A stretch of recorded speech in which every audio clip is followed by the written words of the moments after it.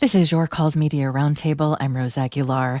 Now we are going to discuss a major investigation called Border 911, the misinformation network profiting off the invasion narrative. Today's guest, border journalist Melissa Del Bosque and her colleagues, report that a network of dark money, consulting and security companies, and charity organizations led by former intelligence officers and ex-feds have been spreading propaganda and laying the groundwork for presidential election challenges. The Border 911 investigation is a collaboration between Lighthouse Reports, the Arizona Center for Investigative Reporting, the Texas Observer, Palabra, and the Puente News Collaborative. Melissa Del Bosque is a longtime border journalist, investigations editor at Lighthouse Reports, and co-founder of the Border Chronicle newsletter. Melissa has written about the U.S.-Mexico border since 1998 for many publications, including ProPublica and The Intercept. Hi, Melissa. Huge thanks to you and your colleagues for this important investigation, and thanks for joining us again. Sure. Yeah. Thank you so much for having me. Well, since you have been reporting on the border for so long, I would love to get your take on major media coverage of how we got to this point. I mean, Donald Trump started by saying racist things about Mexicans. That was so much of his campaign. And who would have thought that it would have gotten worse, but it has gotten worse. Talking about the insulting lies in Springfield, Ohio. What are your thoughts, first off, about how these issues are being covered by major media outlets? Well, it's been interesting. Like you said, I've been doing this since the late 90s, paying very close attention, of course, to the U.S.-Mexico border and how it's portrayed in the larger national media. And what's happened is at the same time, the U.S. media landscape has really changed a lot. A lot of local outlets along the border have closed, statewide outlets have closed, and the remaining outlets have laid off a lot of people. So there's very few people covering the border anymore from the border to push back against these narratives that are being spread by Trump and the sort of MAGA news ecosystem, which has gotten really quite large. I really noticed it at the beginning of the Biden administration, that a lot of national outlets pulled their people from covering the border, and Fox News sent several news crews down to the border who have been there 24/7 ever since Biden took office, along with other right-wing outlets. And then they have a larger system of content creators who sort of echo whatever they're saying on different social media platforms. So it's this very powerful MAGA media ecosystem that has really defined the narrative on the border. And, the Democrats have been left with just reacting to this framework that's been created of, immigrants as criminals, we're under invasion, and the kind of stuff that you saw happening in Ohio. And so that explains why the right has really been able to shape the narrative on immigration. Because if you look at the border bill that Trump told Republicans not to vote for, I mean, that's a very conservative border bill. Yeah, it's very conservative, and they've worked, the MAGA network of media and content creators have worked really hard over the last 4 years to just build this framework. And, the Democrats made a big mistake. I think they've not wanted to deal with the border or really talk about it much.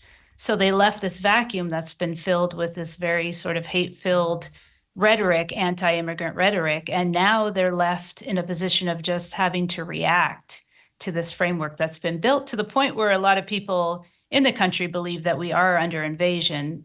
There was a poll that came out, I think last year, maybe it was during the midterm, where it said, a good portion of Americans believe now that we are under invasion at the border, which as a person who lives at the border, I can tell you that we are not. Can you elaborate on this, Melissa? Because my dad has a couple of friends who are Trump supporters.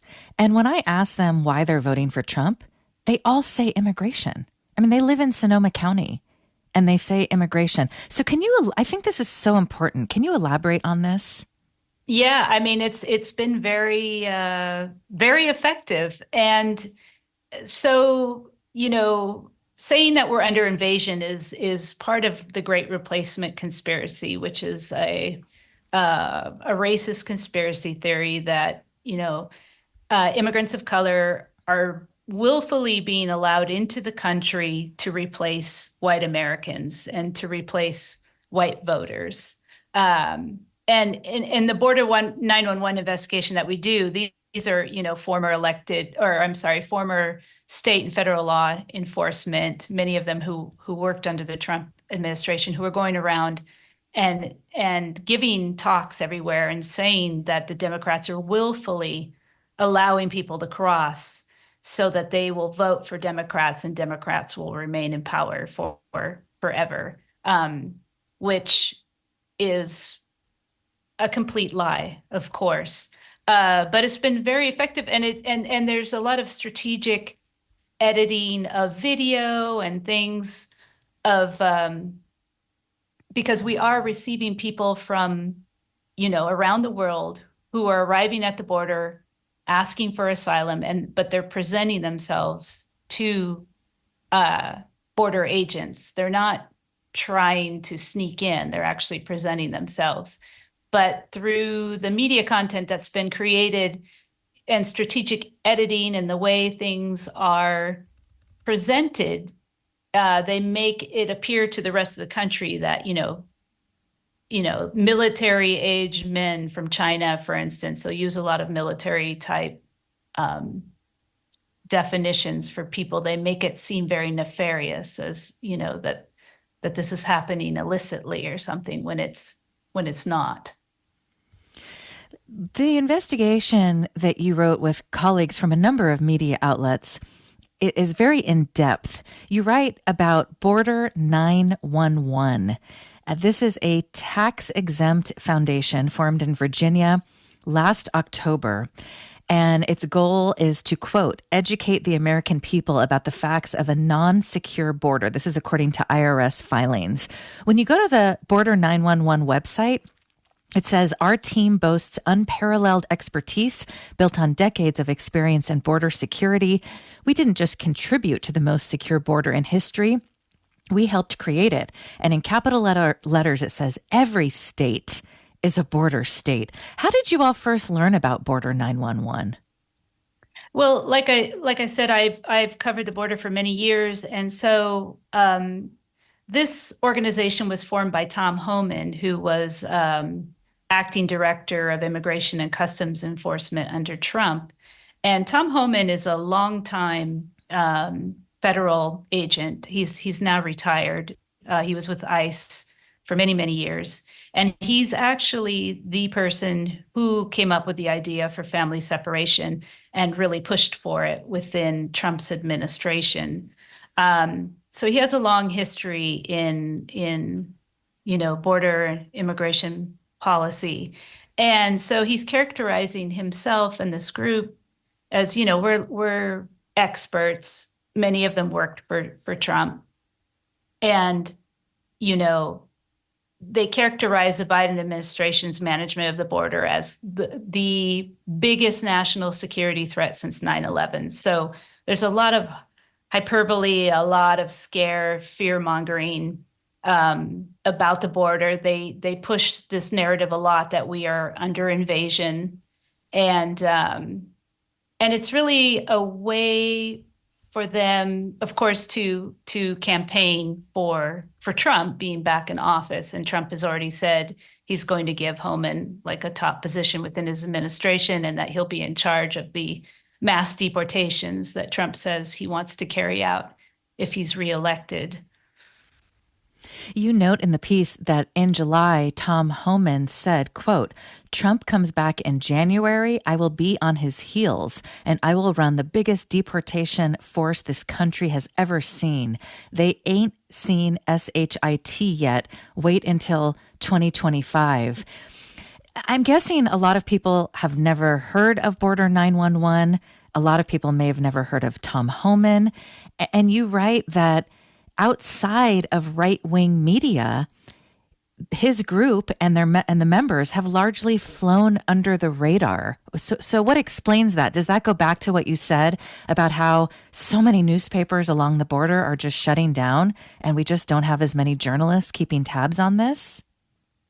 Yeah, I think that's exactly the problem, that we just don't have enough eyes on this to really investigate these guys and to really get to the bottom of what exactly it is that they're doing, which is really unfortunate, because I think now more than ever, this is going to be probably the most consequential election in our lives, that we really need to pay close attention to what's happening. But there's so many different things happening all at once, and there's a lot fewer journalists to cover it, and also journalists who have the context and the history of border coverage, to understand exactly what these guys are really talking about and what they really want to do.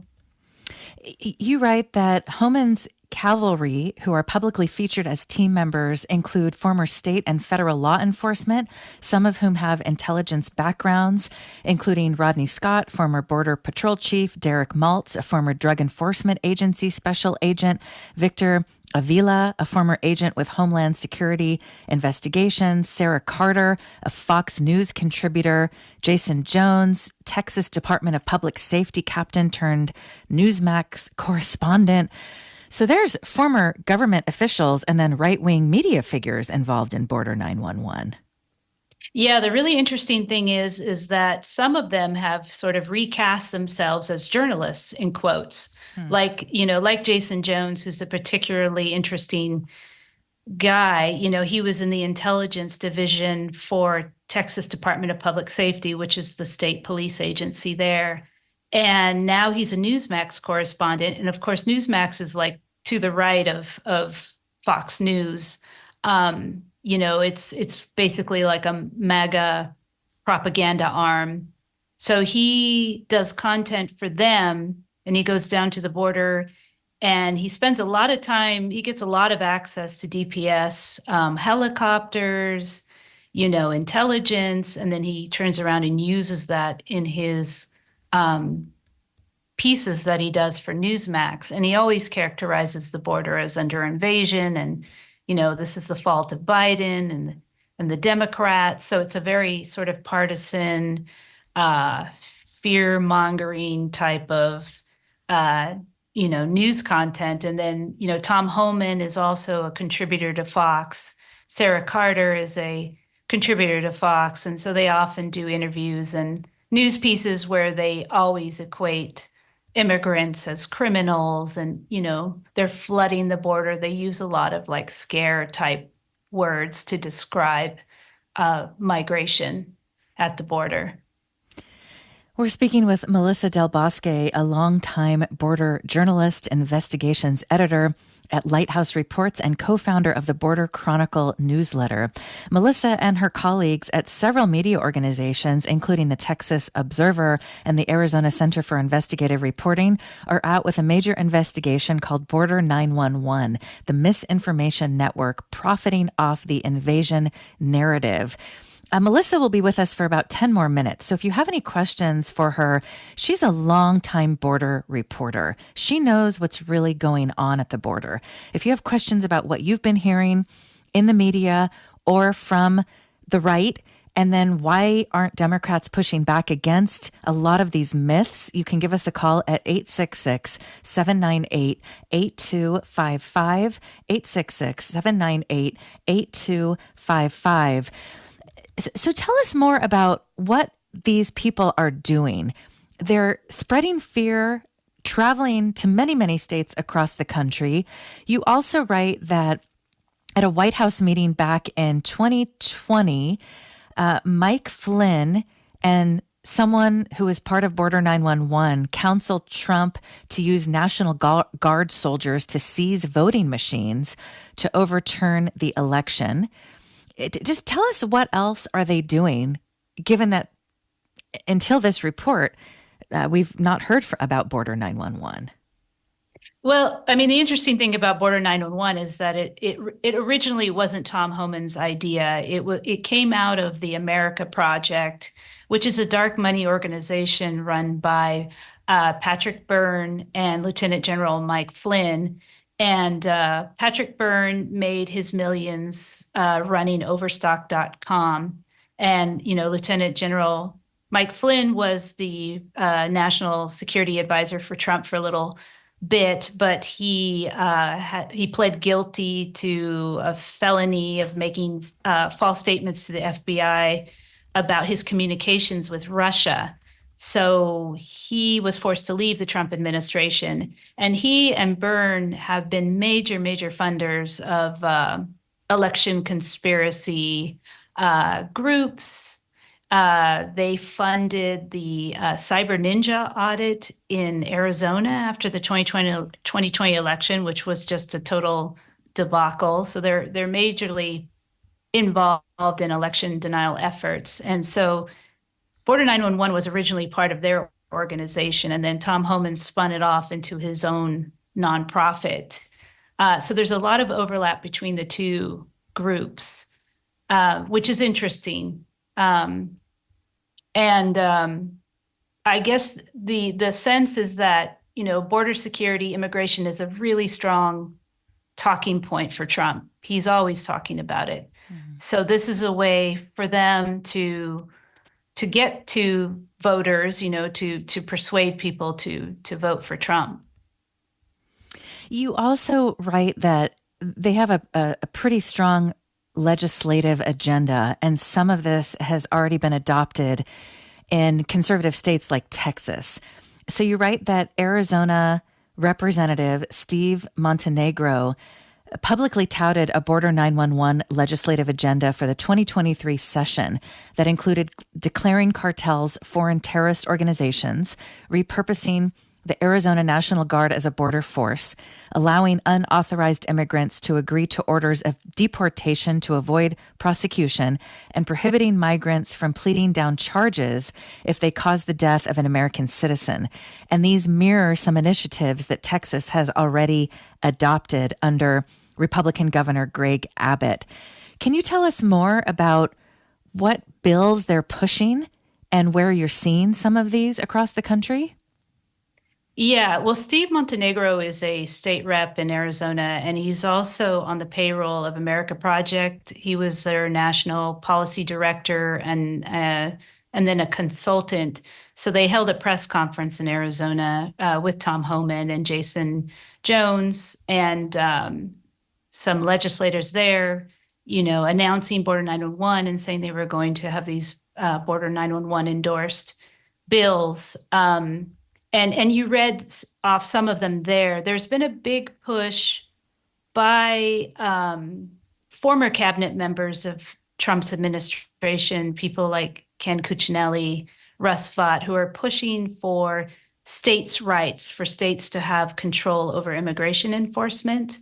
And Texas has already really gone pretty far down this road with its Operation Lone Star, which is a state-funded military like enforcement initiative where they have National Guard and police at the border, and they're arresting people who are seeking asylum for trespassing and then putting them in like state-run jails. So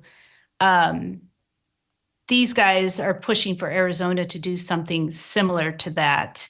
And there's a proposition that we have now in Arizona called Secure the Border Act that people are voting on right now. And that would allow the state of Arizona to declare an invasion on the border and be able to send National Guard to push people back into Mexico. And this is part of like a real like heritage project 2025 kind of thing to push the state rights initiatives in various states around the country. Melissa, given that you have covered the border for so long, what do you think about Trump's threats to deport millions of people? Time magazine asked him how he would go about doing this, and he said that there will not be camps, that what they plan to do is to put people on planes immediately and fly them out of the country.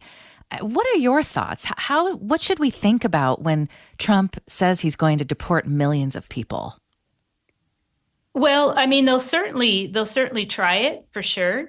The infrastructure to do something like that is not really there, and it's going to cost billions and billions of dollars.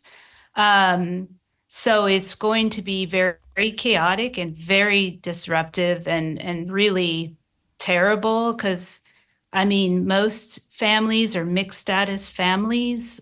So it's going to really break apart families. It would be a very horrendous thing to witness. I mean, I was on the border when he sent active duty military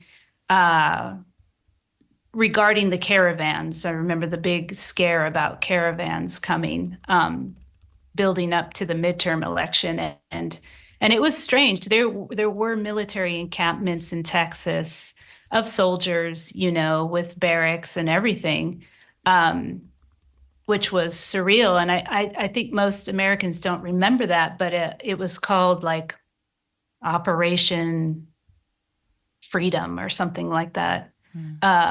So, I mean, they won't hesitate to try it again, and there will be encampments. I'm sure there will be. I mean, I've seen him do that before, during the previous administration. So, yeah, it would be pretty terrible. There's also, as you know, so much media attention about Latinos voting for Donald Trump. Do you think that much coverage is warranted? Are the numbers that high? Have they changed that much? Well, I've covered South Texas. That's really my specialty. And there has been a very intense interest from Steve Bannon and those folks. And, of course, he's been a big advisor to Trump in the past and helped found Breitbart, which is a conservative MAGA outlet. And they specifically targeted South Texas many, many years ago with Texas Breitbart. They've been focused for many years on trying to turn South Texas red because it's been a solidly blue region in Texas for decades. So they have made inroads through just constant propaganda, that we're under invasion, you need to protect your communities. At the same time, as we've received so many people from around the world seeking asylum, it's not been handled well by the Biden administration also. And it's been, communities along the border have been left in many ways on their own, to try to deal with it and to find the funding to deal with it. So yeah, it's a complex issue. And I think, the Biden administration has made a mistake by not being engaged from day one in what has been happening. And I should add, this is a global issue. We have like unprecedented migration happening everywhere. We have boatloads of people who are arriving across the English Channel in England from France. We have people who are dying in the Mediterranean trying to get from Africa to Europe. So this is an issue affecting many countries right now. Right. Well, Melissa, we'd love to have you back to do a more extensive show about immigration, just to talk about the actual facts. Because when you see these things repeated over and over again, it's easy to believe them. And millions of people are. And as you say, it's also important to note, in fact, I'm glad you brought this up because Axios has a piece just a couple days ago about how an uptick in newspaper closures this year has left more than half of the nation's over 3,100 counties or 55 million people with just one or no local news source where they live. So this is really a crisis that we have to spend more time talking about. Yes, I totally agree. Definitely. Well, we'd love to have you back, Melissa. Huge thanks to you and your colleagues for your important reporting. Thanks so much for joining us. Thank you so much for having me. I appreciate it. Melissa Del Bosque is a longtime border journalist, investigations editor at Lighthouse Reports, and co-founder of the Border Chronicle newsletter. Melissa and her colleagues at Lighthouse Reports, the Arizona Center for Investigative Reporting, the Texas Observer, Palabra, and the Puente News Collaborative are out with a new investigation called Border911, the Misinformation Network profiting off the invasion narrative. And you can find a link at your call. Actually, it's kalw.org. Click news and then your call. Thanks to Malihe Razazan for producing today's show. Thanks to Kevin Vance for engineering our show. And if you are in the Bay Area, we hope you can join us on election night. We'll be doing a live broadcast at 111 Minna in San Francisco. Go to kalw.org for more information. Thanks for joining us. I'm Rose Aguilar. It's your call.